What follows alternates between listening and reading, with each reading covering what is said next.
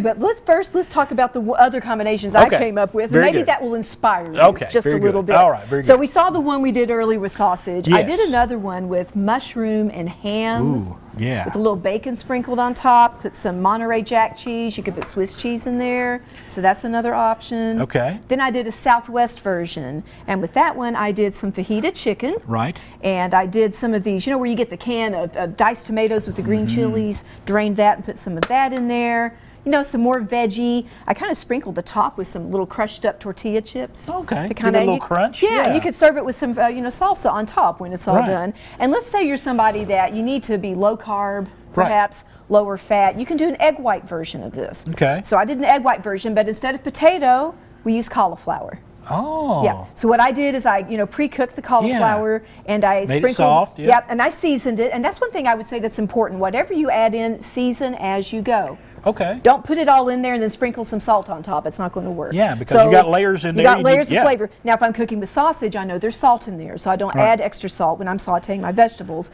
But let's say when I sauteed my mushrooms, I made sure they were salted. Right. I made sure that my my cauliflower was seasoned. So and even my breadcrumbs. So if I have everything taste good on its own, when it's all together, it'll taste good. And you get that depth of flavor. That's a little bit better. So you now can create your own. Right. And I love this because, you know, before I do mine, you know, if you get your kids in there and let them put the things that they want in, then they're going to eat them better. Because you got picky eaters. I mean, everybody has some picky eaters. I do, and I think when kids get to participate in the food they eat and make decisions, they're a lot more likely to eat it. And this is all good stuff. I mean, you could go. So what do you want? I'm going to tell you something. I'm going to start with some potato. Oh, gotta start with potato. Because I'm a Macintosh, and Macintoshes have never made a potato they didn't like.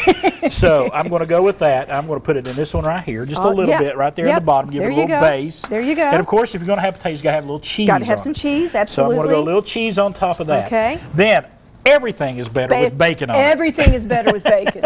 Absolutely. So I'm going to go a little bacon. Yep. Okay, and I happen to be one of these people that absolutely love sauteed mushrooms. I love mushrooms too, and I'm going to go right in there with some of those. You can do some canned mushrooms if you're in a hurry. I kind of like sauteing my own. I think they taste better. And I do like, I like a little onion. Okay. So I'm going to go with a little of these onions. It looks like you sauteed those. I sauteed those as well. A little salt and pepper, so they're all cooked and ready to go. And then of course, I'm going to go with just a tad more cheese. All right. And then we got to put our egg in there. We got to put our egg. I'll do the honors for the egg. Thank you. Well, that's the mac right there. That's it. That's the mac. That's right. Now we'll just let that soak down in there. But yeah, you can see how fun this could be, guys. Yeah. And you can just set up a whole bunch of ingredients and just have fun and let the family that's going to eat it come in and make their own. And I'm going to add one last thing. Okay. I'm going to put just a little bit of these cherry tomatoes there right on top. There you go. That's nice. And when they're on the top, they'll cook. They cook better that way, I think, than sticking them down inside. I love tomatoes. Yes, and I've always loved, even when I was a kid, I loved cherry tomatoes. Yes, cherry tomatoes have that sweet, nice flavor that I really like a lot.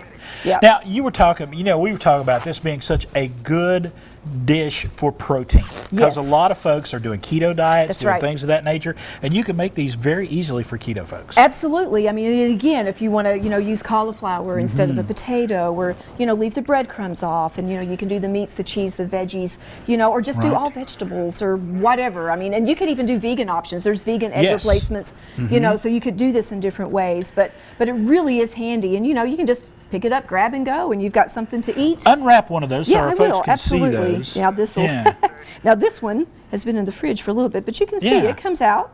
And it's a handy food. It is. And if there you go. Right, exactly. And if you were to pop it in the microwave, then it would come out a lot easier than what it did right now, just for me. But absolutely, that works really well, and it's easy to eat on the go. And there we go. And enjoy. Well, we'll come back here in a few more moments. We're going to discuss these again, talk about cook times and things of that nature. Also mention your classes again coming up. It is bakingwithjulie.com for more information. Julie's Crumbs blog as well. Instagram, Facebook, check it all out.